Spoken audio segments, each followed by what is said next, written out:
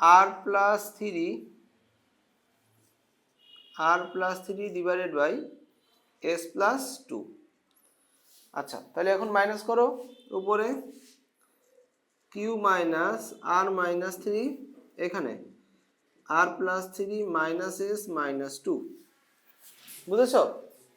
এখানে এইটুকু একটু হিসাব করা যায়, এই যে এখানে আর এইখানে একটা হিসাব আছে না? ওই হিসাবটা এইখানেই করে রাখো, সামনেই করে রাখো। কিউ